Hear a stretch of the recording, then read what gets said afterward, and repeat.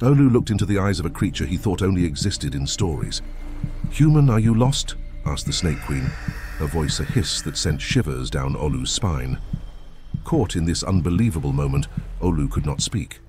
The Queen, amused, remarked, "The human has lost his tongue," garnering hissing laughter from the snakes surrounding her.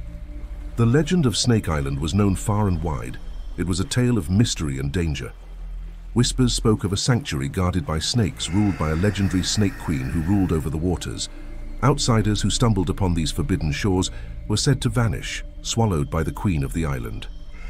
"It's been a long time since we saw one of you humans," the queen continued. "The waters have brought us a gift, and we are grateful." Unknown to Olu, once in a while the waters would choose an unassuming man to venture into these mysterious waters. "Since you cannot speak," the queen declared, "I will explain to you what awaits you. We will grant you safe passage on one condition only," she hissed. "You must face one of our greatest warriors, Bako." A huge snake emerged from behind the queen, hissing angrily. "If you lose, my dear speechless man," she sighed, "well, feel free to imagine your fate," she smiled. Hisses echoed from all directions, surrounding Olu in a disorienting chorus. Vomit threatened to spill out from within him, but he had nothing to vomit as he had not eaten all day. "The fight will be tonight," declared the queen before disappearing into the water. A soft voice beckoned Olu. "Come, I will prepare you for the fight." As he followed the snake girl, Olu felt dizzy. This must be a very vivid dream, he thought. "I have to wake up," he said to himself, slapping himself in the face. "To understand the events of this day, let's journey back to the very beginning." You are watching the Tales of the Savannah. Subscribe and be part of the tribe. Now let's get back to the story. On this fateful sunny day, Olu slept in his humble canoe through the winding river, feeling the warmth on his skin. This was something he had been warned several times not to do. When he woke up, he realized he was lost. This part of the river looked different. The once familiar blue waters now shimmered with an unnatural green color. Olu's heart pounded in his chest. He was not supposed to be here. Desperation filled Olu as he strained against the powerful current, attempting to steer his canoe back to familiar territory. The once peaceful sunny day had transformed into a sinister silence, broken only by the splashes of Olu's paddle. The more he fought against the current, the more it seemed determined to draw him into the heart of Snake Island. As Olu drifted deeper, at first, he chuckled at the sight of the snakes swimming alongside his boat. Just ordinary snakes, he thought with relief, dismissing the legends. As the journey continued, the snakes multiplied, their sizes growing larger and more majestic. They swam gracefully beneath Olu's boat, a mesmerizing dance of scales. The shore itself was a congregation of hundreds more, basking in the warmth of the sun. Olu couldn't help but marvel at the display. The snakes, however, seemed curious rather than angry. Olu's boat became a spectacle for them, each snake raising its head as if acknowledging his presence. The hissing sounds echoed around him, a dizzying chorus of serpentine communication. Distracted by the vibrant colors of the snakes, blues, reds, greens, yellows, Olu found himself enchanted and terrified by their beauty. Suddenly the water began to rise. The surface trembled, unveiling a being more magnificent and terrifying than any legend could convey. There, in all her majesty, rose the Snake Queen. Olu's heart pounded in awe and fear. Meanwhile, back to the present, Olu's thoughts drifted back to his family as he followed the Snake Girl. The warmth of their love fueled his determination to return home safely, but now, as he found himself drawn deeper into the heart of Snake Island, he wondered, would his family ever learn of his fate? Olu sat in quiet contemplation as Naledi, the gentle snake girl, prepared him for the impending fight. He looked at Naledi, sensing a strange familiarity in her eyes, but he couldn't fathom how he could know her. "Is there a way I can convince the Queen to let me go without participating in the fight?" Olu asked, a glimmer of hope in his eyes. "I'm afraid not," came Naledi's soft reply. "The Queen lives for these fights. There was once a man who refused to fight," she began, and Olu's eyes widened. "And then what happened?" he asked. "Let's just say things did not end well for him," Naledi said, looking away. Olu felt a cold chill run through his body. "And the warrior snake Bako? Tell me more about him," Olu inquired. "He is a formidable warrior," Naledi began. "He's the Queen's personal guard," I was surprised she picked him this time. Maybe it's because of your physique, she added, blushing. What is that you're putting all over my body? Olu questioned. It's oil, it helps you slide up and down Bako with ease, Naledi explained. Olu's eyes widened and he asked, There will be sliding up and down? Naledi giggled, sharing that for the queen. The fight was a spectacle, a dance that must take a while. She enjoys seeing the fright in the human's eyes as the snake toys with them, lifting them in the air, sliding them on their backs before striking with deadly force. Has anyone ever survived? Olu sought confirmation. No, no one has, replied Naledi. She studied Olu's face and warned, Don't even consider running, that won't do you any good either. The armor fit him perfectly, transforming him into the image of a true warrior. Maybe it wasn't the worst outfit to face his demise, he thought. Naledi handed Olu a sharp sword. Now you are ready, she declared, her voice carrying a tone of finality. Thank you, Olu said, a mix of gratitude and sadness in his voice. And oh, avoid Bayako's tail, Naledi cautioned before slithering away. Olu was then escorted by 2 enormous snakes to the arena, setting the stage for the Dance of Destiny. The arena was a sight to behold, with a magnificent waterfall cascading in the background. The queen sat atop a throne made of skulls, her presence commanding the attention of all. Welcome, everyone, her voice boomed across the landscape. Today, we add another skull to my throne, she declared with a chilling smile. Hisses of excitement filled the arena as the crowd awaited the spectacle. Let the games begin, the queen shouted, signaling the start of the battle. A horn sounded, and Bako emerged into the arena. Olu was once again awestruck by the grandeur of the snake before him. Bako let out a loud hiss, setting the stage for the impending showdown. As the battle commenced, Bako moved with a mesmerizing blend of power and grace. His scales glistened in the moonlight, and his every fluid motion seemed like a dance, a deadly ballet that captivated the audience. Olu, armed with a sharp sword, felt a surge of adrenaline as he confronted the majestic serpent. The oil applied by Naledi proved its purpose. Olu slid up and down Bako's massive body with a surprising ease, the dance becoming a display of both survival and skill.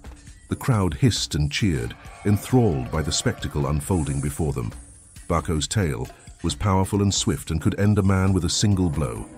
The queen, perched on her skull throne, watched with avid interest. Her cold eyes reflected the thrill she derived from witnessing the struggle.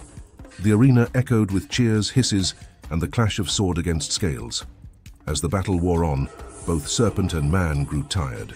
Olu proved to be a formidable force, his skill with the sword acquired from his past as a member of the King's Guard.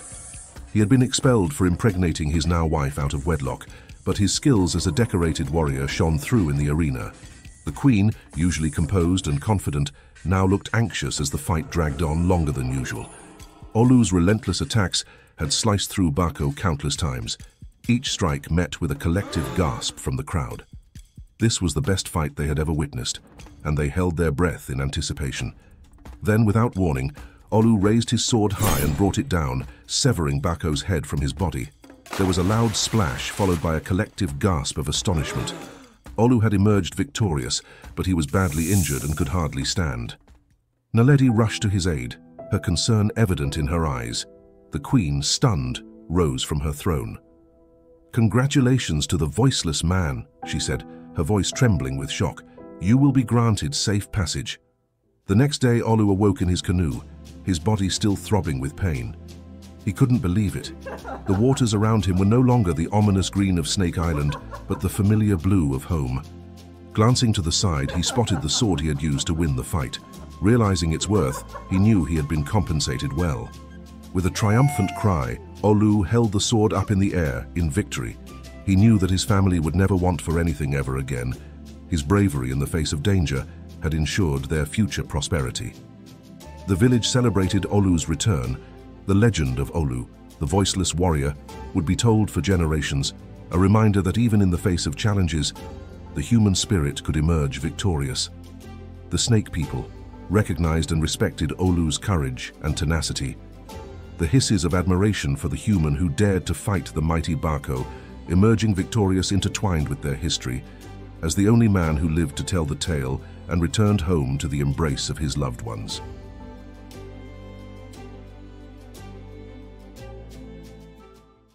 Chapter 2, Seraphina the Snake Girl. One night a shadow sneaked into the village sheep pen, making a hissing sound. The unsuspecting sheep, peacefully asleep, were awakened by the intruder. The mysterious figure moved quickly among them. Just as fast as it started, it was over. The intruder disappeared into the night, leaving the sheep shaken but silent. The next day, in the middle of the village, people were talking about missing animals, taken in the dark by someone or something. The villagers had been trying to find out who was behind the theft, but the tracks left behind were confusing, making it hard to catch the thief. However, in a humble hut tucked away at the edge of the village, the residents knew the truth of the disappearances. It was the home of Seraphina, a girl of striking beauty and mysteries untold. From her earliest memories, she bore the weight of a secret that moved within her blood, a mystical serpent's curse that set her apart from the other children. Raised in secrecy, Seraphina knew little of the world beyond the confines of her home. Her parents, keepers of the secret, knew that they could not shield her forever. Seraphina's growing older paused yet another problem for her parents. She was also acquiring a bigger appetite, and that night she had ventured too close to the village. Her mom, with tears in her eyes, scolded her. "I have told you countless times to hunt in the wild. What if those men had caught you last night? It would have been the end of you and us as well." Seraphina, feeling the weight of her mother's distress, hissed in frustration. "You see," her mother continued, "she cannot even control her temper." Her mother stood up. "So you want to bite me too?" She poised to strike Seraphina with her shoe, fueled by frustration. Sensing the escalating tension, Seraphina's father intervened, gently restraining his wife. "Calm down, please," he urged, his voice low. Seraphina's eyes began to transform, taking on a serpent-like appearance, a telltale sign of her growing anger. This manifestation occurred often when she was angered, a reminder of the beast within her. If only her mother understood the dangerous path she treaded, she would not provoke her at all. The weight of the secret had become a burden on the family, and the danger that Seraphina posed was becoming more real by the day. Seraphina's father spoke up. "I think it's time we move away. Our secret won't stay hidden for long."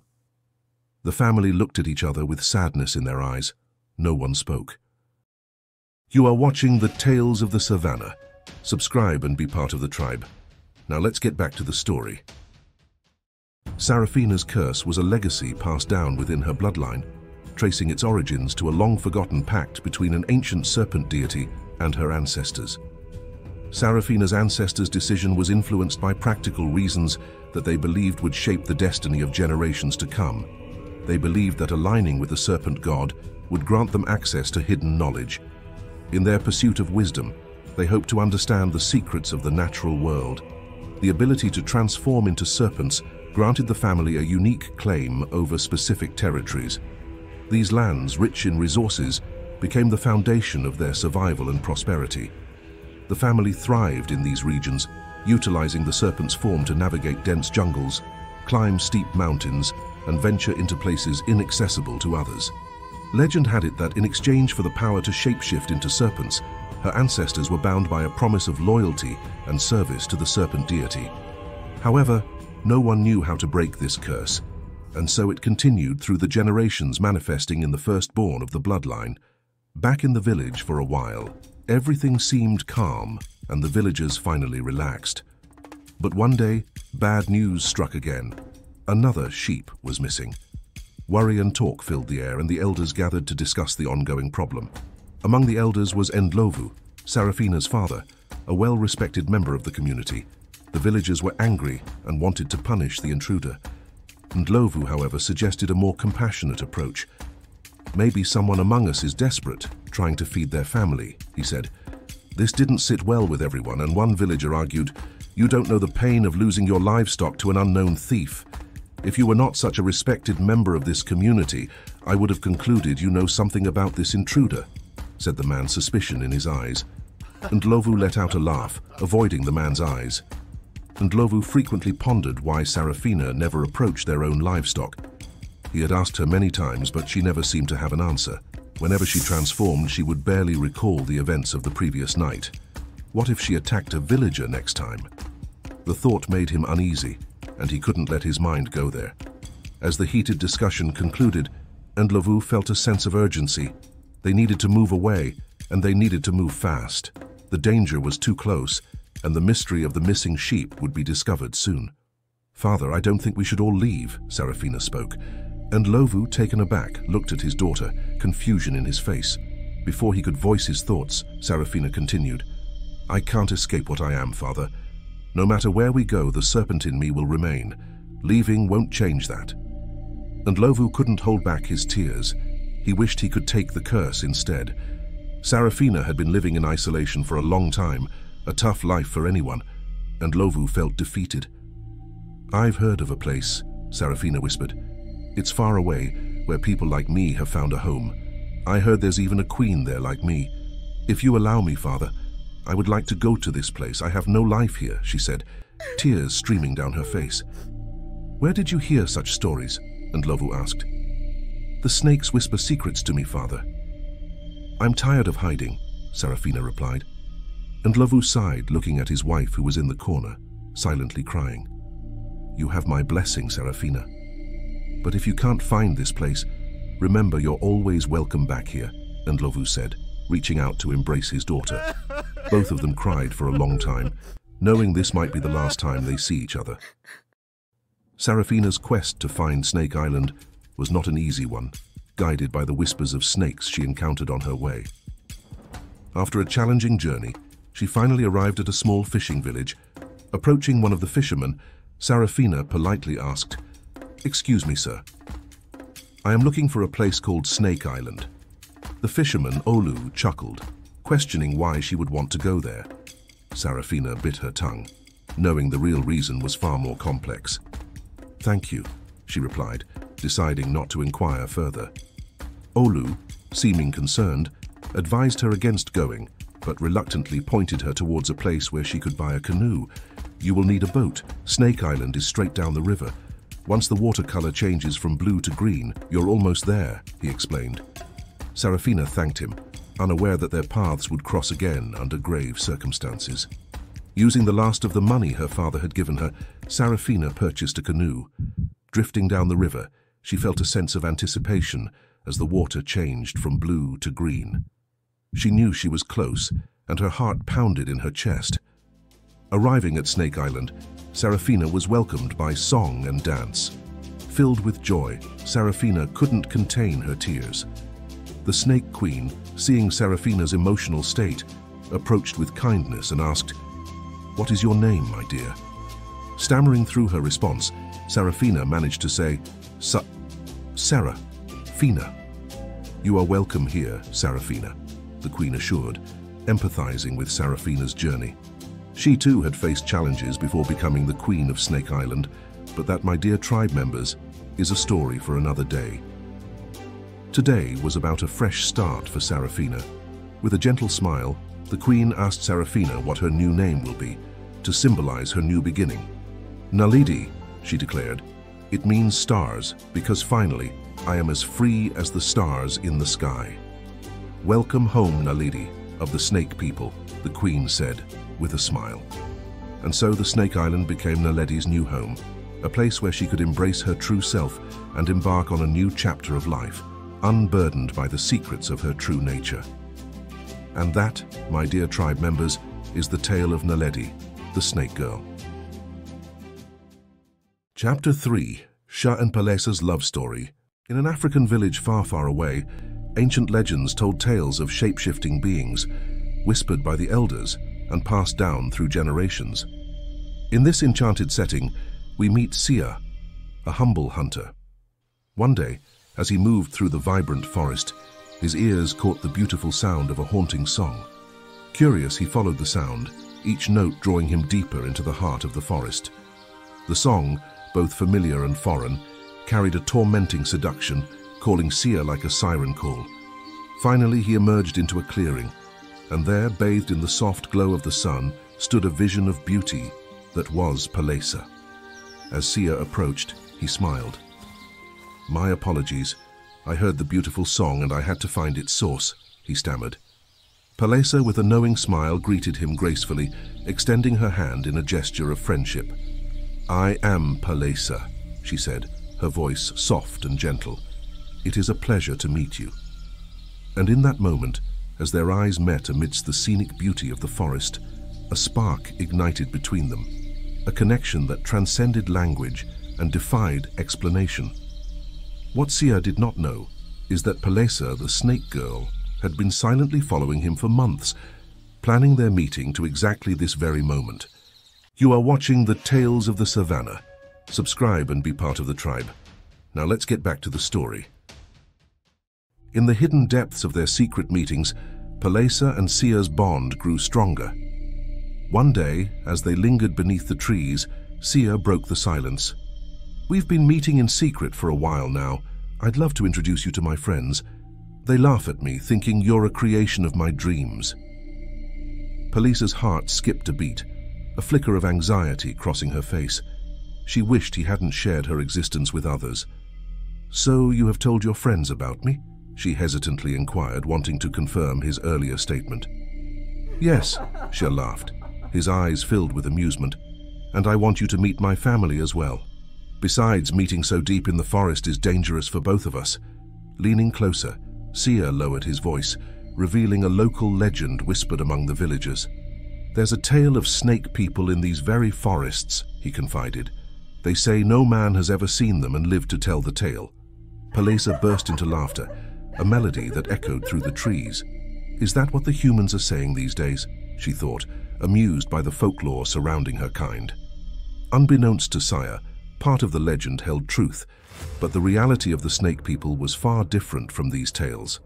They abided by a code, refraining from mingling with humans beyond their birth families. Consuming human flesh was forbidden.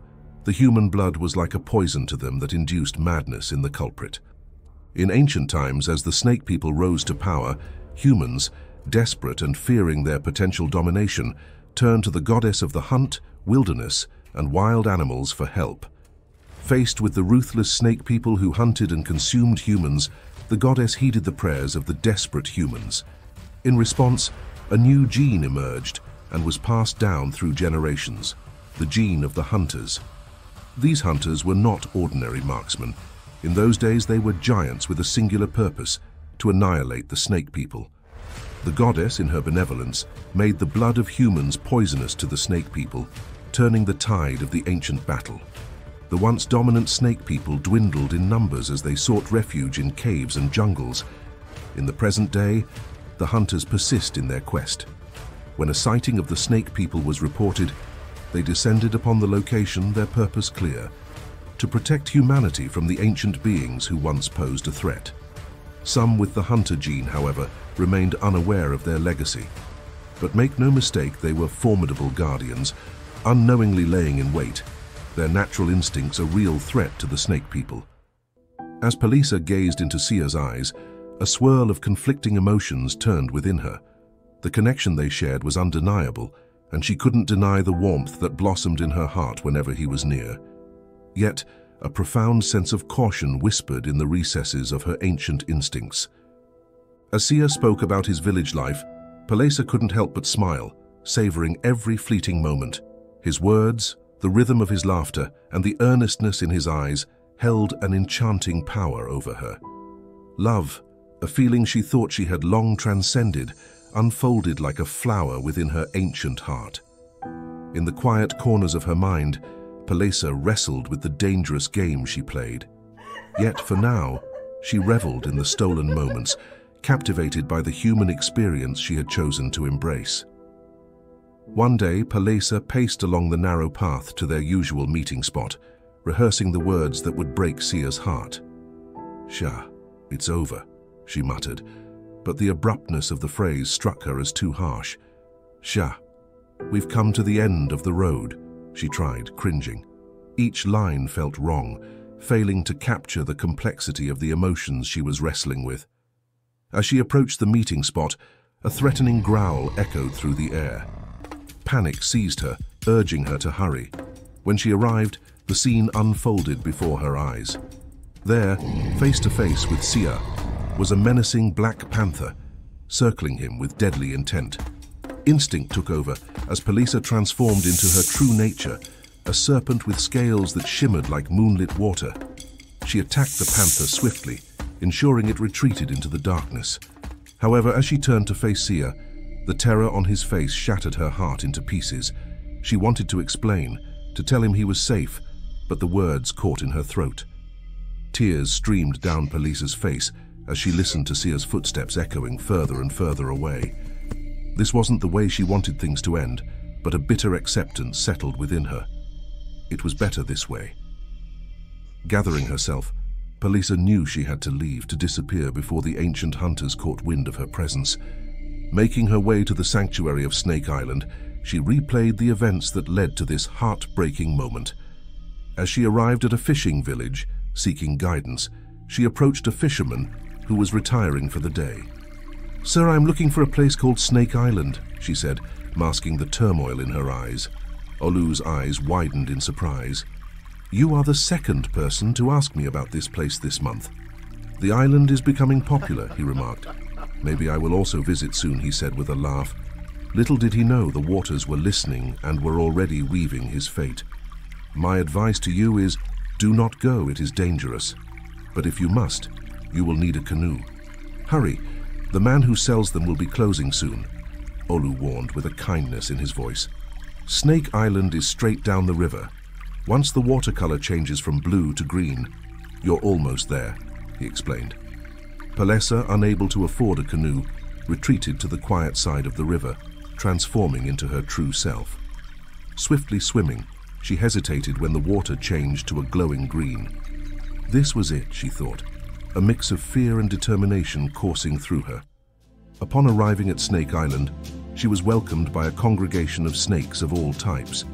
The queen of the island greeted her with a smile, declaring, "Welcome, you are safe now." The ensuing celebration was invigorating, yet at the back of her mind, Palisa couldn't shake the haunting question of what would become of Sia, the man who had once brought love and joy into her life. Unbeknownst to Palisa, the hunters had arrived at the village questioning Sia about the mysterious beast he had encountered in the forest. Meanwhile, the queen of the island cast a suspicious glance at Palisa, sensing a brewing storm on the horizon. Despite her concerns, the queen decided to set aside the inquiry for the time being and allowed the celebration to proceed. Palisa, unaware of the unfolding events, was finally home. And that, my dear tribe members, is the love story of Palisa the Snake Girl and Sia the Hunter.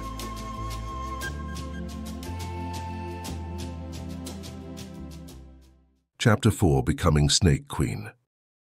Under the darkness of night, in a dense jungle cave, two figures trembled as shadows moved around, announcing the arrival of ancient hunters. For these hunters, the snake people were nothing more than monsters that needed to be hunted and destroyed. Asa and Ose, who had always been cautious, believed they had skillfully evaded the relentless hunters. Little did they know, farmers had seen them in the forest and were suspicious of their true nature, and so young hunters were dispatched to verify this suspicion. As the night air thickened with tension, the first clash erupted. Swords clashed against fangs. The once familiar sounds of the jungle transformed into a mixture of snarls, hisses, and the metallic ring of weapons meeting scales.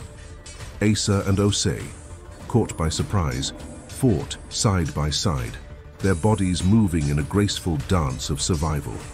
Sweat mixed with the shimmering scales on Asa's forehead as she held off a hunter's blade with the agility of a serpent. Ose, ever the fierce defender, lunged at the attackers, his fangs bared in a primal display of defiance. The hunters, now facing a more formidable resistance than they anticipated, hesitated for a moment, enabling Asa and Ose to swiftly escape into the many cave tunnels which they had grown to know so well. You are watching the Tales of the Savannah. Subscribe and be part of the tribe. Now let's get back to the story.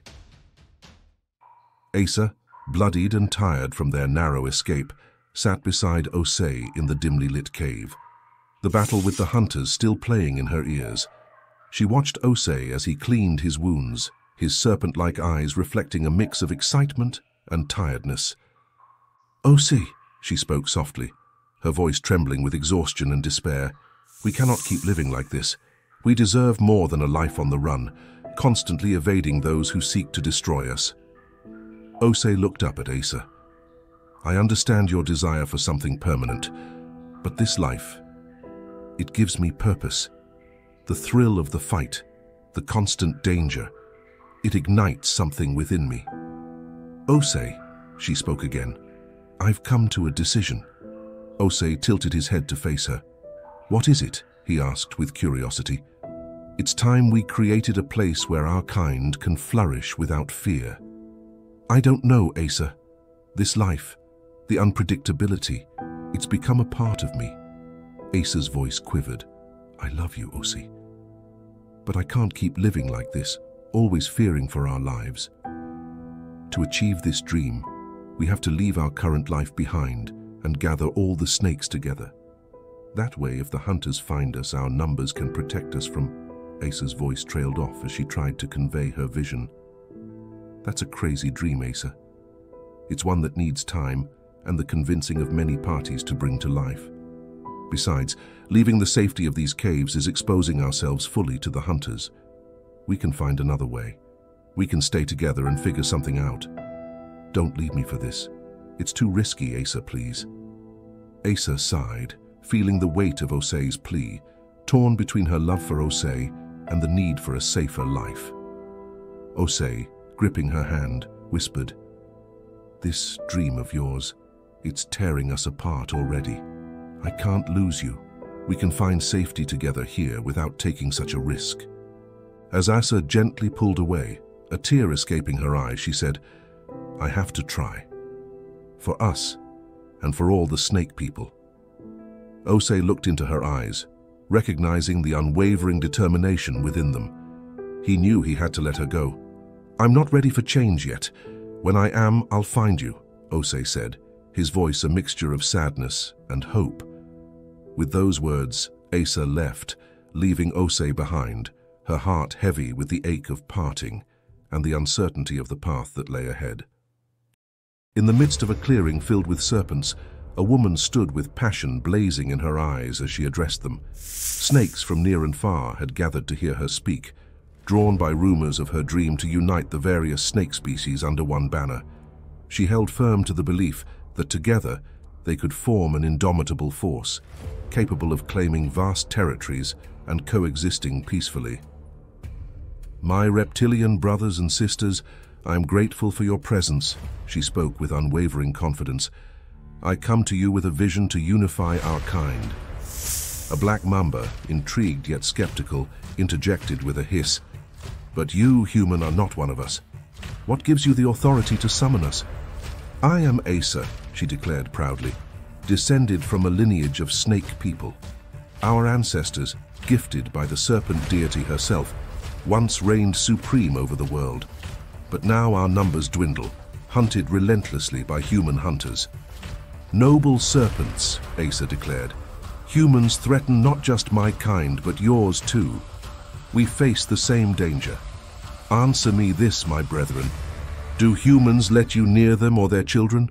Or do they chase you away on sight, wielding sticks and stones, aiming to separate your head from your body? Asa questioned, her voice heavy with the bitter truth of their shared reality.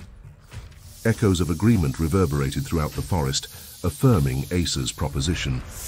Yet a python rose to pose a question, its tone skeptical. Why should we follow you, and not the anaconda, the largest among us? The python gestured toward the sleeping anaconda, eliciting murmurs of disappointment from the gathered snakes. Asa responded, Leadership isn't about the biggest among us, but the one with the vision to carry an idea into reality. The snakes hissed in agreement, the unity of purpose echoing through the jungle. Alone we are vulnerable. Together we are invincible. Let's unite against their cruelty, creating a sanctuary where freedom reigns. Our scales, fangs, and spirits together can defy those who seek to harm us. This is our shared journey, reclaiming our right to exist freely in this world. Will you stand with me? As murmurs of agreement rippled through the assembly, Asa's smile widened. This moment had been hard-earned, with tireless efforts from cave to mountain, seeking out all types of snakes for this crucial meeting. Some were initially hesitant, but curiosity prevailed, and most had gathered. It was the beginning of something extraordinary. Asa had discovered an isolated island, a sanctuary where every snake would be welcome. However, the initial days were challenging. The snakes struggled to relate to each other, their diverse backgrounds creating barriers to unity. Determined to find a solution, Asa thought on how to unite them, much like games did for humans. Then, an idea struck her. Gladiator matches with the humans. It was a bold move, but Asa believed it could bridge the gap between the snakes, fostering unity and solidarity in their newfound home. And so Asa approached the Mer King with a humble request. "I have a favor to ask, O great king," Asa began respectfully. But before Asa could utter another word, the king interrupted her with a stern expression. "Asa, before you speak, we have a problem here. Your snakes are unruly. They encroach upon our territory and swim in our waters. This is the one thing we agreed upon, boundaries, Asa. Your snakes are getting bigger and more fearsome. What sort of hybrid experiments are you doing over there?" Asa sighed, acknowledging the king's concerns. "That is precisely why I'm here. I need your help. My leadership is failing. I can't even get them to agree on one thing," she confessed, the weight of frustration evident in her voice. "I want to establish gladiator games to unify the snakes, to focus them on something, to make them see that other snakes are not the enemy but humans are." The king raised an eyebrow, his patience wearing thin. "You still haven't asked for the favor," he said impatiently. Asa hesitated for a moment before speaking. "I ask that for a time, occasionally, a human male finds his way into our sanctuary, with your help." The king's eyes widened in disbelief. "Stop right there. You are proposing we kidnap humans for you?" he asked, bewildered. "Yes," Asa replied confidently. "Occasionally is the key word here. Besides, you already do abduct humans. What is a few more going to do?" The king's expression darkened, his voice dripping with warning. "Asa, you forget yourself and where you are. A good leader is not careless with her words. You are still finding your leadership style. I will forgive this disrespect only this once." Asa held her ground. "What do I benefit from this?" the king demanded. "You get peace of mind, you get no more encroachment of boundaries," Asa replied firmly. The king nodded reluctantly. "Very well, I shall oblige." And so, a new era began on Snake Island, with the introduction of gladiator fights and the occasional drifting man into the sanctuary. Asa's plan worked like a charm. The snakes embraced the games, discussing the matches for weeks afterward and eagerly anticipating the next one. Asa smiled, proud of her accomplishments. However, her triumph was short-lived. One day, a man drifted into the sanctuary and, to everyone's shock, won against their very own warrior snake, Bako. According to their tradition, the winner would be set free. But Asa realized the danger this posed. If word got out to the hunters of an actual sighting of the snake people, they would descend upon the island. But this time, Asa vowed not to be a victim. As she watched the victorious human leave the sanctuary, a fire ignited within her. This was the reason for their unification, to stand strong against any threat. "Let them come," she thought with a determined smile. If the hunters dared to descend upon their sanctuary, they would meet not fear, but fierce resistance. Asa was ready to lead her serpentine warriors into battle, defending their newfound home with every ounce of strength and determination they possessed. The era of fear was over. Now it was time for the hunters to tremble in the face of the united serpentine army. "Osei, I wish you were here to see this and be part of this world," Asa whispered to the waters, her words carried by the gentle breeze. With a hopeful heart, she cast her wish upon the currents, hoping that one day fate would reunite them, bringing Osei back to her side where he belonged. And that, my dear tribe members, concludes the story of Asa, the Snake Queen, and the creation of Snake Island. Chapter 5. Hunter Brotherhood versus the Snake People. In an African village far, far away, the hunters reached the village, fueled by reports of a sighting of an ancient being, a human capable of transforming into a colossal snake. The anticipation of the hunt gripped the hunters. In present times, sightings were rare, and the elusive snake people had mastered the art of hiding from both humans and hunters. It was moments like these that the hunters now lived for. Cabo, their leader, approached the village chief requesting an audience with the young man who had spotted the serpent. "The young man has taken ill," the chief explained, "and we are at a loss as to what ails him. He is in here." Gesturing to a nearby hut, Cabo narrowed his eyes, contemplating the possibilities. Entering the hut, the hunters laid eyes on the young man and immediately understood his sickness. The dormant hunter gene had violently awakened within him, triggered by the encounter with a transformed snake person. Most carriers of the hunter gene remained unaware, but proximity to a transformed serpent awakened the dormant warrior within. Nala, the healer, requested everyone to leave the room. Screams and chants echoed from inside, mingling with the scent of incense that filled the night air. You are watching the Tales of the Savannah. Subscribe and be part of the tribe. Now let's get back to the story. While they waited for Nala to complete the ceremony, Zoro arrived. "You're late!" Cabo shouted with joy. "Have you caught the beast yet? So I'm right on time then." Zoro replied with a grin, embracing Cabo, their leader and longtime friend. "What's the holdup?" he asked, eager to begin the hunt. "The boy, he's a hunter. I think he's of the tracker kind from how violently sick he is." Taken aback, Zoro noted. "A tracker? We haven't had one since..." "Yes, you." Cabo interjected. Zoro was the best tracker in the region, and he took pride in that fact, but the emergence of a new hunter threatened his legendary status. "Do we know his lineage?" Zoro inquired. Cabo shrugged, replying, "We haven't spoken to the boy yet. His mother is no longer with us, and the grandmother who raised him says they never met the man. He could be one of yours." Cabo said with a laugh. "You know what they say, a tracker begets a tracker."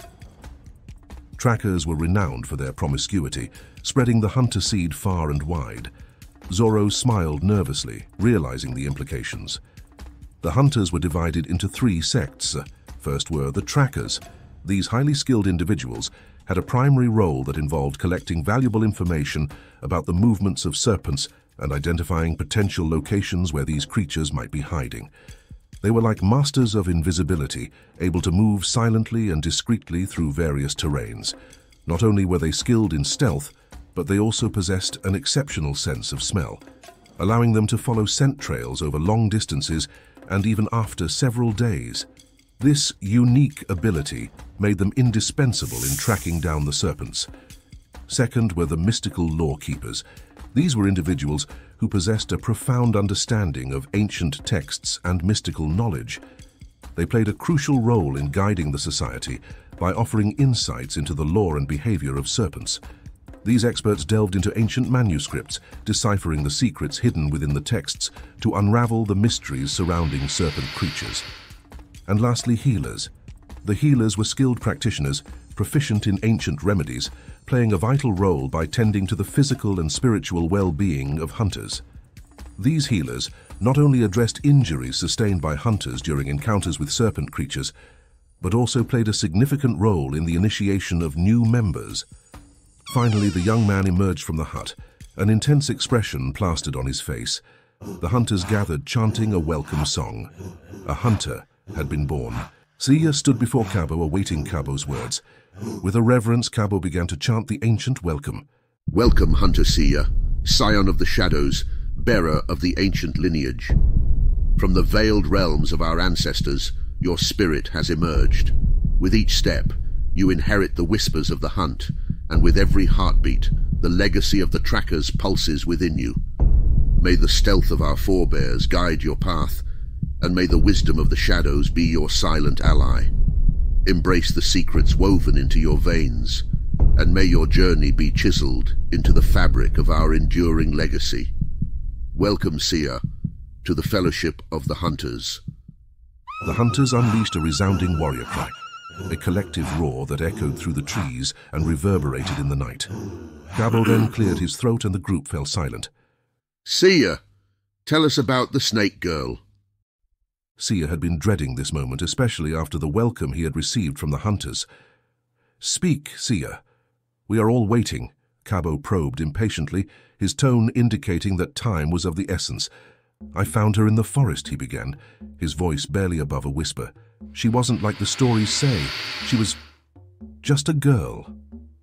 Murmurs of disbelief rustled through the hunters, their expressions a mix of shock and curiosity. Sia looked at Nala as if asking for permission to continue. Nala nodded, her expression solemn but supportive. After that day we met several times and fell in love. A gasp involuntarily came from the group. This was unheard of. A snake girl and a hunter together felt like a sin. Zoro's face was unreadable, a storm brewing in his eyes. "And then?" he prompted, a hint of impatience in his voice. "And one day I had gone to see her at our usual spot, and a black panther was about to attack me. She saved me." "A snake girl," Zoro echoed, his disbelief. "You do know what we hunt, right?" Sia nodded, his gaze distant. "I know, and yet she was different. It was love beyond reason." Kabo interjected, his disbelief apparent. "Son, the fear must have clouded your memory, but try to remember the truth, that she tried to attack you and take your life." Sia fell silent, not knowing how to respond. His memories were clear, yet the disbelief and suspicion from the group made him question his own experiences. The group exchanged uneasy glances, the revelation unsettling the very foundation of their beliefs. Hunters and serpent people, enemies by nature, united by love. It was unheard of. "Maybe he can show us where he last saw the serpent," Nala interjected, saving Sia from further interrogation. Her suggestion was a lifeline, a way to move forward without forcing Sia to convince them of his tale. Kabo, after a moment's consideration, nodded. "Very well. Lead the way, Sia." As they reached the clearing, Sia stopped, his body convulsing with sudden spasms. Nala was at his side in an instant, her healer's hands glowing with a soft light, as she whispered ancient, soothing words. Zoro, his expression hardening, spoke. "The scent is strong here," he noted, his experienced nose detecting the lingering presence of the snake girl. "It weakens as you move away. She must have reverted to her human form immediately afterward." The scent that had overpowered Sia, a newcomer to their ranks, barely stirred Zoro, a seasoned hunter. Yet, it was clear the connection between Sia and the snake girl was something beyond their understanding. Kabo spoke, his voice firm and authoritative. "Very well then. The hunt is officially on. We move at dawn," he declared, signaling an end to the night's revelations. With that, he led them back to the village. As the hunters prepared their camp for the night, Zoro, leaning against a weathered post, watched Nala as she sorted through her medicinal herbs. "Still playing with leaves, Nala?" Zoro teased, his voice carrying a note of the old familiarity. Nala looked up, her gaze steady. "Some of us take our responsibilities seriously, Zoro. Or have you forgotten what that feels like?" Zoro chuckled, stepping closer. "I remember quite a bit, Nala. Maybe too much for my own good." The air between them crackled, a silent acknowledgement of their past. Kabo approached, sensing the tension. "We have bigger things to focus on, Zoro. Please, no drama this time." Zoro nodded, turning his attention to Kabo, but not before casting a lingering glance at Nala. Later, around the campfire, as the flames danced and crackled, the mystical lore-keeper, Themba, had been unusually quiet, his attention absorbed by the ancient texts that lay sprawled out in front of him. "Found anything useful in there?" Zoro asked, his curiosity piqued. Themba looked up, his eyes reflecting concern. These texts do not speak of a love relationship between hunters and the snake people. Granted, Sia had not received the calling yet, but even after receiving the calling, it's clear he's still in love with her. Instead of feeling rage, the boy convulsed at the scent of her. This is fascinating. I wonder what will happen when he sees her again. Zoro met Themba's concern with a blank stare, wishing he hadn't asked at all. "I'm sure you will figure it out," Zoro said finally, ending the conversation with a smile that didn't quite reach his eyes. Zoro turned his attention to Nala, his gaze locked on her. "Remember the old days, Nala? Before all of this?" Zoro's voice carried a mix of nostalgia and something more, a hint of longing that didn't go unnoticed by the others. Nala met his gaze, her expression unreadable. "Things were simpler, but we can't go back. Now can we? People change. I've changed." Zoro smirked, a knowing look in his eyes. "Have you told him then? Your human husband. Does he know what you are?" "It's not that simple, Zoro, and it's none of your concern." Zoro leaned forward, his voice lowering. But it is, Nala. Once upon a time you were my concern. And part of me thinks you still are. Nala looked away, her silence speaking volumes. The rest of the group shifted uncomfortably. Kabo broke the silence. We have bigger issues at hand than rekindling old flames or uncovering hidden truths. The dawn will bring challenges we need to face together as a unit. Zoro leaned back, his eyes still on Nala. Kabo's right. But old flames, they have a way of reigniting, don't they? Nala. Nala didn't respond, her attention fixed on the fire before her. Sitting across the campfire, watching Zoro interact with the others, especially Nala, Sia felt a mix of admiration and curiosity. He had always wondered about his father. The mystery of his identity hung over him as he looked at Zoro. He couldn't help but wonder even more. There was something about the seasoned hunter that felt familiar, beyond their shared gift. Zoro's confidence, the way he moved and spoke, stirred something within Sia, a connection he couldn't quite explain. He knew of the hunter's reputation, their lifestyle marked by travels, battles, and sometimes fleeting romances. Could it be possible? Sia's mother had been tight-lipped about his father, only mentioning that he was a hunter of great skill and courage. She spoke of him with a mix of respect and sadness, a love lost but never forgotten. Sia grew up on these stories, imagining his father as a hero, a protector of the innocent. And now, looking at Zoro, he couldn't help but wonder if the tales he had been fed were not just stories, but fragments of his own legacy. At dawn, the hunters prepared for the day ahead. Kabo, their leader, gathered them with a sense of purpose. Remember, we're not just hunters on this journey. We're protectors of the people, as our forefathers were before us. He said, his voice strong and clear in the cold morning air. The group nodded, each feeling the weight of their duty. United by their mission, they set out, leaving the village behind as they followed the mysterious scent. When they arrived at a river in a fishing village, Zoro announced that the scent continued into the water, and there were several trails. I can smell 3 strong ones, but with all this fish smell, there could be more, he said, concern evident in his voice. I've heard whispers of an island called Snake Island, Zoro added. Kabo confirmed. I've heard them too. Zoro chuckled. Snake Island sounds too obvious, doesn't it? Themba, almost impressed, added. Hiding right in front of us, I am fascinated by the audacity. But we can't just go there. Not yet, we would need a whole army. Kabo said. If this is what we think it is, we can't just rush in. We would need to call upon the Council of Elders. They'll want proof.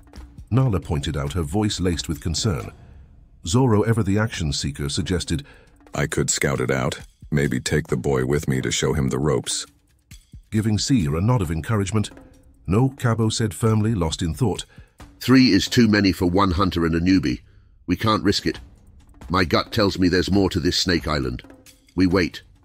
We call upon the Council, and when the Brotherhood comes together, then we can make our move. The safety of this group is my responsibility.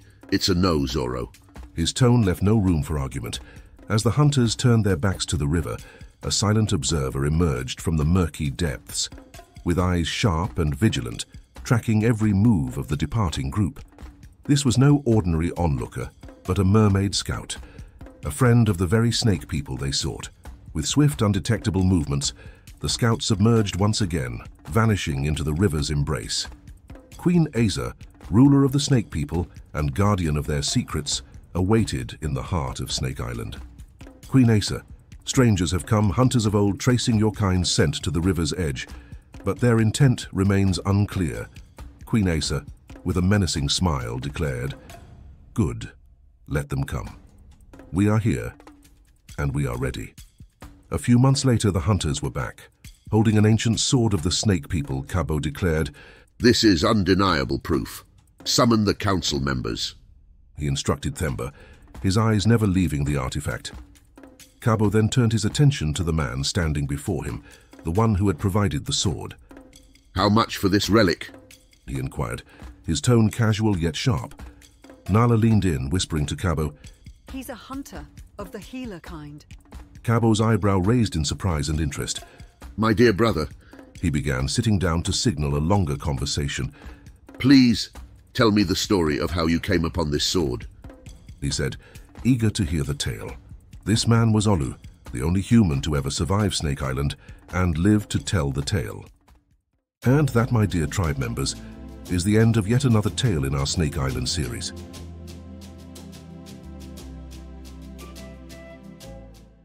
Chapter 6. Osei's Journey to Snake Island. The Snake people couldn't believe their eyes as they saw a battered man making his way down the stream. It was clear from his bruises and the way he moved that he had been in a fierce battle. As he approached the heart of the island, he paused, attracting the attention of snakes of every shape and size, all curious about this stranger. "I demand to see your queen," he announced loudly. The word spread quickly among the snakes. "Queen Asa, a man is asking for you." Queen Asa felt a mix of surprise and irritation. They were on the brink of war, and this unexpected visitor seemed like an unwanted distraction. She thought maybe another lost human, as per their tradition, had wandered into their territory. When she finally approached the man, he spoke in a voice that sent a shiver down her spine, a voice she recognized. Queen Asa, I bring you a gift, a token of my respect for what you've achieved here. I ask to join your ranks. Osei, she breathed, hardly recognizing him through his injuries. Before she could react, two heads rolled to her feet, hunter heads.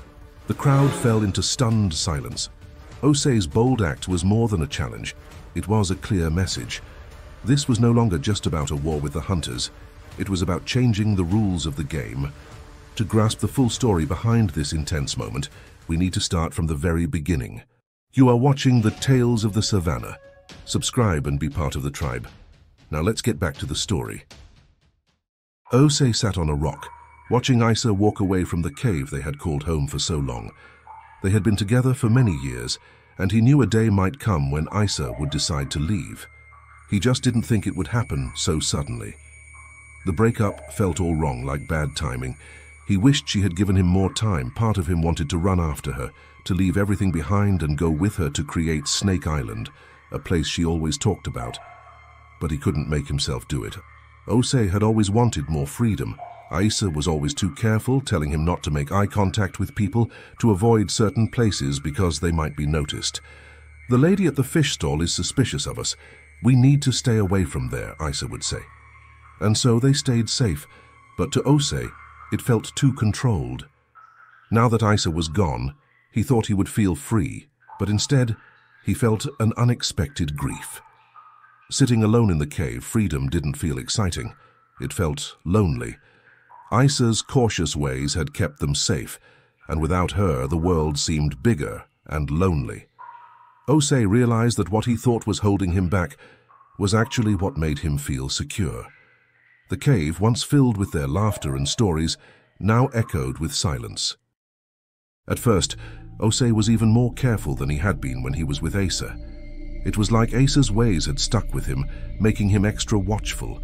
But as he started doing well on his own, he began to relax a bit. He had heard rumors about Asa gathering all the snake people for a meeting.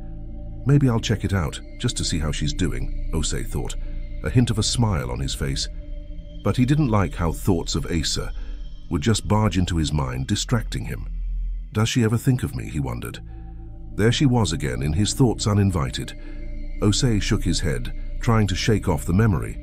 He needed something, or someone, to distract him. Maybe finding a new partner would help, someone to fill the gap Asa left. Or perhaps he should embrace being hunted to turn the tables on those who hunted his kind for fun. A wicked smile spread across Osei's face, igniting a spark in his eyes. This would be his calling, his defiance against the hunters.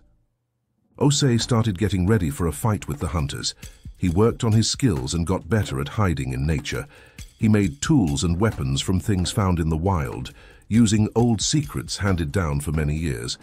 He was determined to be ready when the hunters came. Deep down, Osei felt a bit jealous of Asa's success. He had hoped she would come back to him, needing him, but that was just a dream now. She had succeeded in creating a safe place for her people and more.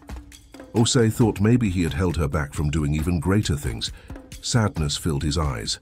"I'll do this then," he decided. "I'll fight the hunters. I'll become a legend to my people and earn Asa's respect."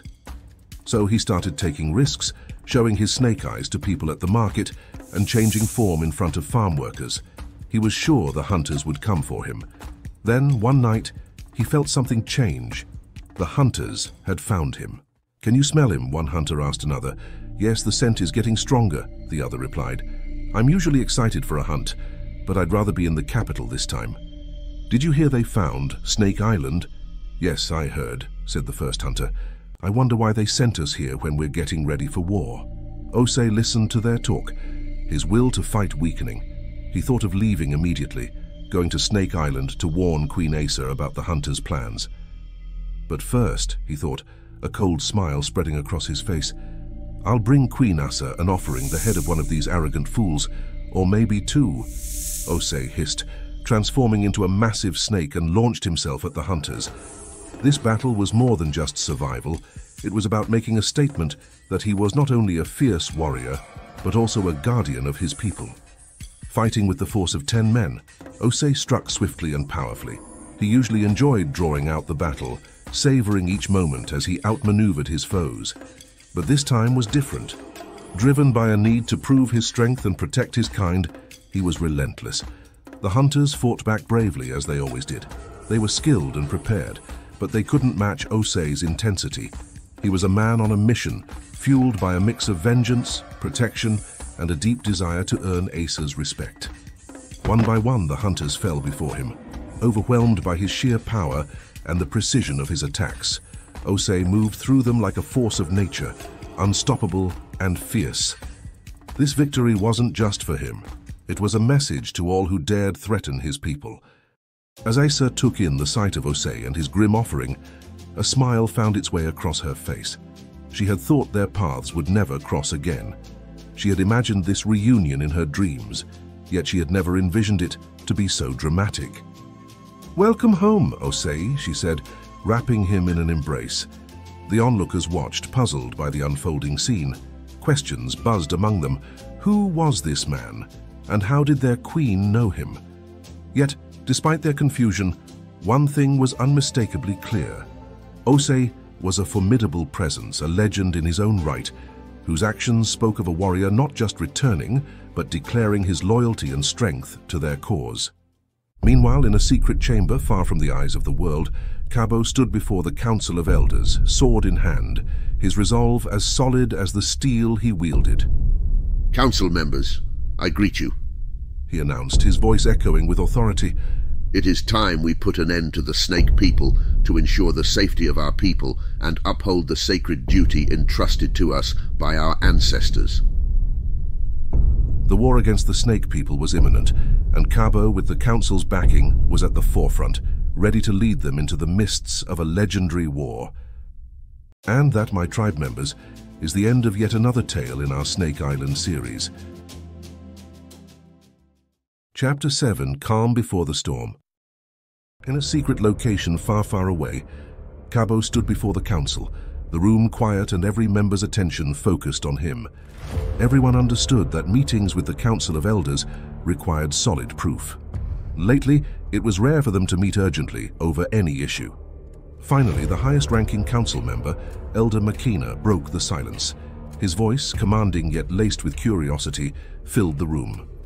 "Cabo, you stand before this ancient assembly with a tale most unusual. Speak, and let us weigh the truth of your words." "There have been rumors of a place called Snake Island, where the ancient creatures we hunt seem to have made their home." Cabo began, his voice steady in the silent room. "My team and I have been on the trail of a beast that transformed in front of one of our hunter brothers before he was called to our ranks." Cabo glanced at Sia, who lowered his gaze, dreading the moment Cabo would share his secret romance with a sworn enemy. Cabo went on, "We followed the scent to the river's edge. There, 3 distinct scents were identified, all leading into the river, beyond our reach." Elder Makina, his voice steeped in skepticism, interjected, "Cabo, you've convened the council without tangible evidence. A scent, as intriguing as it may be, hardly constitutes proof. We've been misled by such traces before. What makes this time any different?" Without a word, Cabo turned to Olu, who stepped forward, presenting a sword to him. As Cabo lifted the sword high, a collective gasp filled the room. Its design was unmistakably of Snake People origin, a relic of ancient days. Elder Makina, now with a hint of awe in his voice, asked, And how did this artifact come into our possession? Cabo gestured towards Olu. This hunter brother Olu was not just among them, but returned from their midst, bearing not just this sword, but a story of survival. The council members exchanged stunned glances. Elder Makina, now fully engaged, addressed Olu directly. Hunter Olu, please step forward and share your tale. Olu's heart beat in his throat. Just a few days ago he was a fisherman, and now, here he was about to speak to a council of elders of a secret society he didn't know existed. Yet, as he stepped forward to speak, he felt like he was having an out-of-body experience. His blood boiled and a calmness came over him. It was as if the ancestors were about to speak through him. Council members, I greet you, he began, and the hall fell silent. You are watching the Tales of the Savannah. Subscribe and be part of the tribe. Now let's get back to the story. As Olu recounted the tale, the elder's gaze was firmly on Olu, absorbing every detail of the narrative. Then an elder weighed in, disbelief coloring his tone. So, the snake people have now grown bold enough to invite hunters into their midst and engage them as if in sport. Elder Makina, seeking clarity, turned his attention to Olu. Hunter Olu, how many snake people did you witness on this island? He inquired. After a brief pause, Olu answered, Around 30. The island seems to be attracting more of them by the day. His eyes shifted away, concealing the part of his tale where he had inadvertently aided some of them in reaching Snake Island. The room filled with gasps of astonishment. Encountering 3 snake people was already rare, but 30 was beyond anyone's imagination. Another elder, unable to contain his enthusiasm, exclaimed, So we're up against 30 or more snake people and thousands of massive hybrid snakes? The excitement in his voice was evident, igniting a similar fervor among the others. Elder Makina, sensing the moment was ripe for decision-making, raised his hand, commanding silence. The younger hunters may leave us now. The council will deliberate and decide. Olu and Sia, understanding their cue, quietly exited the room. Cabo remained, taking his place among his peers, as the elders prepared to navigate the complexities of the threat and war that lay before them. Meanwhile, Queen Asa had summoned a meeting, with Osei by her side. The Mer King was also in attendance, as the impending war directly affected his realm as well. Asa initiated the discussion, her voice steady and strong. Dear tribe members, we are on the brink of war. Our ancient foes have discovered our sanctuary, but we stand ready to defend our home with all our strength. The Mer King cleared his throat, signaling his intention to speak. Queen Asa, before we proceed, I must express my concerns. This war is not ours, but we join you to safeguard our waters. However, I must emphasize, our alliance does not come without reservations. Our involvement comes with hesitance, for we wish not to draw the wrath of your hunters upon us. Acknowledging the delicate stance of their aquatic allies, Asa responded with a solemn nod. Your caution is understood, Mer King. On behalf of my people, I extend our deepest gratitude for your support. Your presence here, fighting alongside us, is a testament to our united front, she acknowledged. Her words met with a collective hiss of approval from the assembly. Asa continued, outlining the strategic advantage of their location. The hunters are numerous and highly skilled, but their numbers mean little here. Once the Council of Elders convenes, they will summon reinforcements, but we are prepared. This island was chosen for its strategic benefits, our dominance on land and water. The hunters will need canoes to reach us, which we can easily overturn. She glanced at the larger snakes, signaling them as key players in this defense strategy. As the sun set, the meeting continued. Every group of the snake people was given tasks. They all shared ideas and made plans for the upcoming war. Back in the Grand Hall where the Council of Elders was strategizing, concerns started to emerge among the members. The main issue was navigating to Snake Island's core. They had concluded that reaching it by canoe was out of the question. What if we constructed larger boats, ones that are more stable and harder to tip over, one elder proposed. It's a long journey to Snake Island, another pointed out, referencing Olu's account. And while snake bites might not be fatal to us, they can still weaken our forces.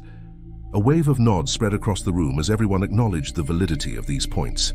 The initial buzz of excitement that had filled the air began to wane, replaced by a contemplative silence. Elder Makina, observing the shift in mood, couldn't help but admire Queen Asa's achievements. In a relatively short time, Asa had united the snake people and the ordinary snakes, even succeeding in breeding formidable hybrid snakes. This thought alone brought a smile to his face, impressed by the strategic depth and unity Asa had fostered among her ranks. Cabo cleared his throat, commanding the attention of the room. Council members, he started, his voice steady. I've spent much time pondering our predicament with Snake Island. I believe the solution isn't to confront them on their ground, but to draw them out to ours. The elders, intrigued by the idea, leaned in, eager to hear more of Cabo's plan. It's well documented that smoke can be an effective means to displace snakes. Their reliance on scent for navigation makes them susceptible to disorientation by smoke, potentially driving them from the island into the forests near the village and the village itself. Cabo explained, his strategy unfolding. One elder couldn't hide his concern. Cabo, this plan risks the well-being of the villagers we're sworn to protect. Cabo was prepared for this objection. Not if we plan it right. I suggest we evacuate everyone out of the village and the nearby areas first. We ensure no one is put in harm's way. He countered confidently.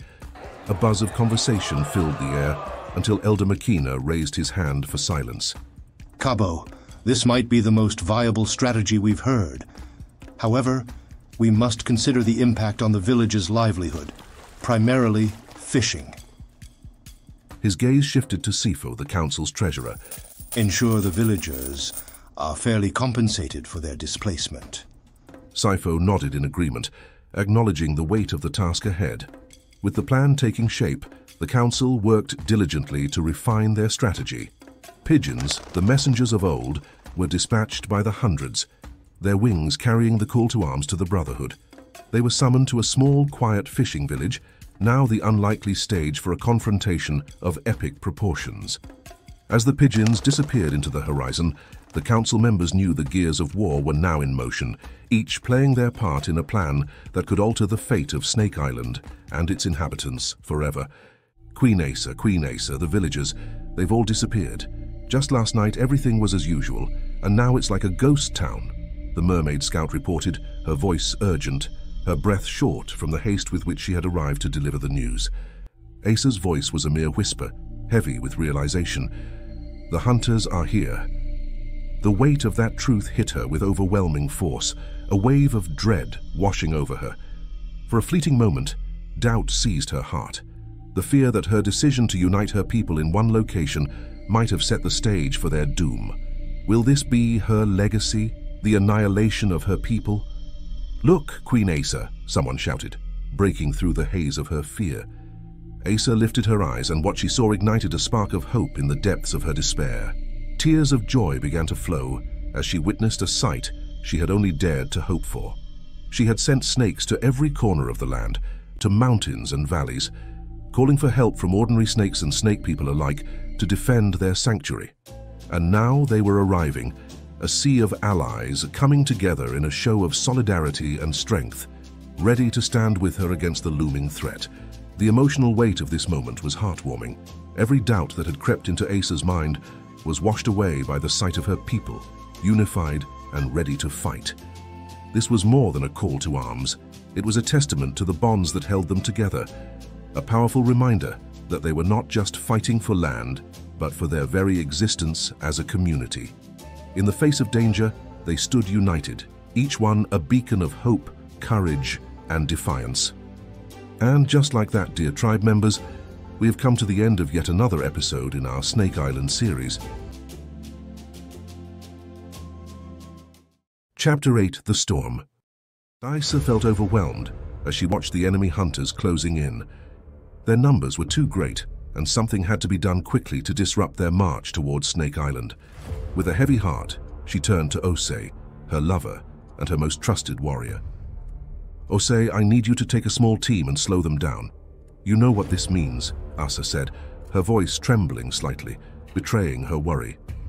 Osei nodded, understanding the gravity of his mission. "We will hold them back, Asa. Trust us," he replied, his voice steady and full of determination. He prepared to leave, gathering his weapons and looking back at Asa with reassuring eyes. As Osei and his team engaged the hunters with fierce courage, Asa watched from a safe distance. The clash of arrows and the ring of steel filled the air. Asa clasped her hands together, whispering under her breath, "Please keep him safe." From her vantage point, she saw Osei fight valiantly, moving with a warrior's grace. But then, a moment of dread washed over her as she saw him struck down, his body surrendering to the river's flow. "No, not like this," she whispered, tears streaming down her face as she saw the love of her life disappear into the water. Overwhelmed by guilt and sorrow, she murmured, "This is my fault. All of it." To understand the weight of this moment, we must look back to the beginning of that very day. You are watching the Tales of the Savannah. Subscribe and be part of the tribe. Now let's get back to the story. In a secluded village far, far away, a significant event was unfolding. An army had assembled. The village's inhabitants had been quickly evacuated, taking all their belongings with them. Elder Makina stood tall in front of the massive catapults. Piled up were huge balls made of compact cotton and wool, with rocks mixed in, all set to launch.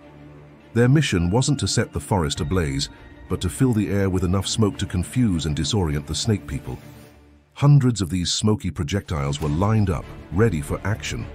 A distinct scent of the snake people permeated the atmosphere, igniting an ancestral fire within their souls. With a raise of his hand, Elder Makina called for quiet.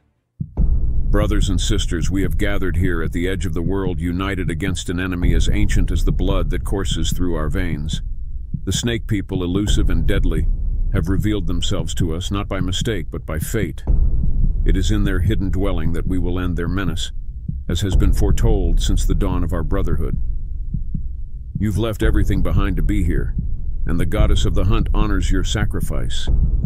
Elder Makina's gaze swept across the faces before him, each marked by the scars of countless battles, each set of eyes alight with the unquenchable fire of purpose. To pay tribute to our brother Cabo and his team who discovered Snake Island, they will have the honor of launching the first catapult.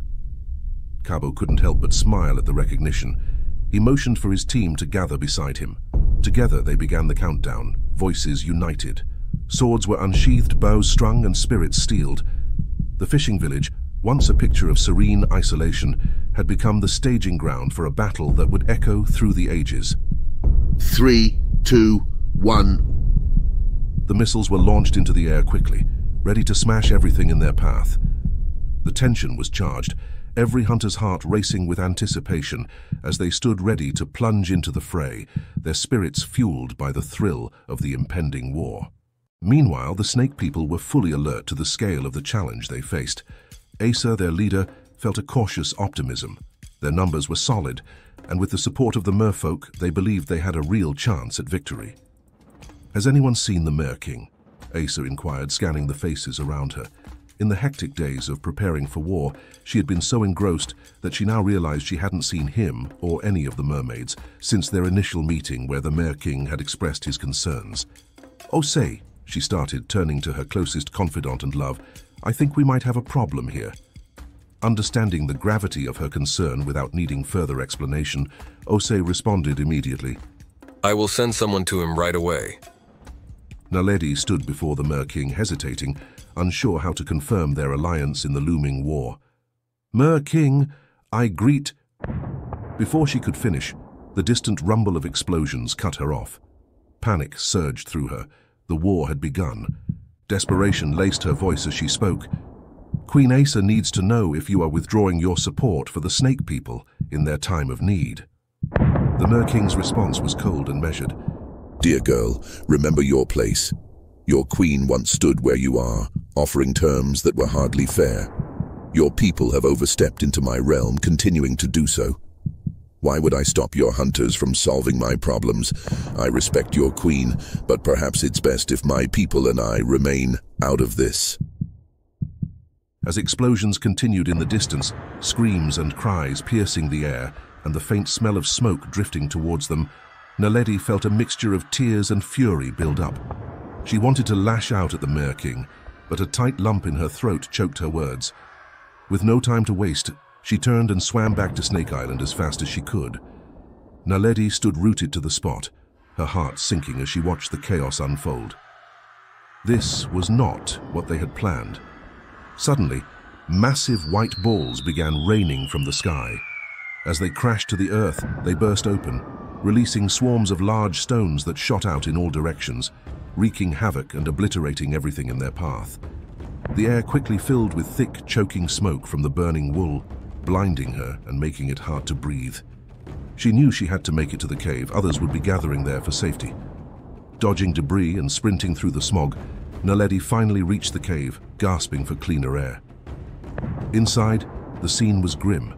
Injured comrades were scattered around, receiving hurried treatments from those still able to help. At the back of the cave, Queen Acer was coordinating what was left of their defenses.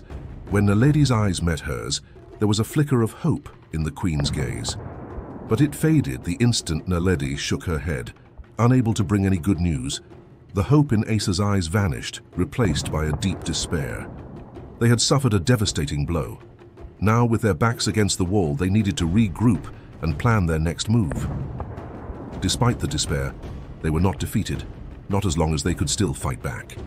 The cave became a makeshift command center as they prepared to take a stand, not just for survival, but for their people's future. Hours later, Elder Makina gave the order to launch the final barrage of smoke balls. He turned to Cabo with a triumphant grin as the last of the projectiles arched through the sky. The Brotherhood had lined up along the riverbank, swiftly dealing with any remnants of the enemy forces. A grand victory for the Brotherhood, Elder Makina declared, calling everyone to gather around. Brothers and sisters, victory is within our grasp. Today we bring the war to their doorstep. We strike at their leadership, their queen, and the rest will fall. The boats are ready. May the goddess of the hunt guide us, he bellowed, raising his sword high. The hunters moved in unison, each team led by their own commander, boarding the boat swiftly. Cabo led his team, Zoro, Nala, Themba, Sia, and Olu, into their vessel. Nala noticed Sia, lost in thought. The poor man had once loved a snake girl, and now he was bound to hunt her down. "Drink this," Nala offered Sia a vial. He took it without hesitation, grimacing at the bitter taste. "You'll be fine," she reassured him with a smile. "Don't I get something too, Nala?" Zoro joked, gesturing for a kiss in a playful manner. Laughter erupted from the team, but Cabo was unamused. "Zoro, we lead this assault. It's a great honor. Don't embarrass me," he scolded, noticing curious glances from other teams. Zoro's response was cut short as his eyes widened in horror. A massive snake burst from the water, its jaws gaping wide. In that moment of distraction, they had let their guard down on a battlefield, still alive with danger. The team sprang into action, slashing at the beast every chance they got. Soon, the giant snake lay lifeless on the water's surface. As the smoke cleared and the aftermath became visible, the snake people had indeed faced great losses. The ground was littered with the lifeless bodies of snakes of all sizes, a grim testament to the ferocity of the war. Elder Makina and Cabo led the way, their determination burning bright as they silently paddled towards the enemy stronghold, intent on ending this conflict swiftly and decisively. Meanwhile, the dire news of the Brotherhood's approach had reached Queen Acer. "And their numbers?" she asked, hoping that the larger snakes had thinned the ranks of their adversaries. "Still intact," came the unwelcome reply. A bead of sweat trickled down Acer's forehead as she surveyed her gathered people, seeing the fear mirrored in their faces. Acer knew that the hunters' numbers needed to be reduced before they reached the heart of their territory. She gestured to Osei, signaling him to gather a small squad for a preemptive strike. Determined, Osei nodded and quickly assembled a group of their most agile warriors. Their mission was clear: engage the hunters, disrupt their advance, and if possible, thin their ranks to tilt the upcoming battle in their favor.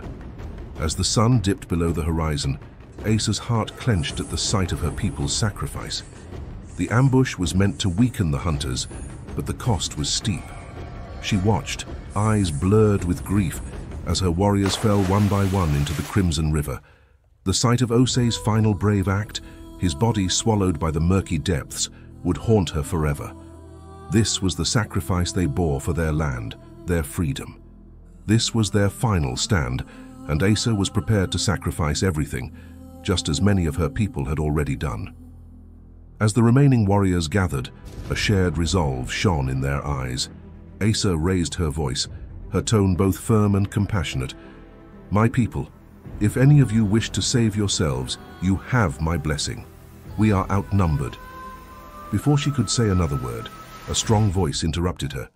"No, Queen Asa, we will fight with you," declared Naledi, stepping forward with a fierce determination. Inspired by her courage, the rest of the group rallied, their spirits lifted.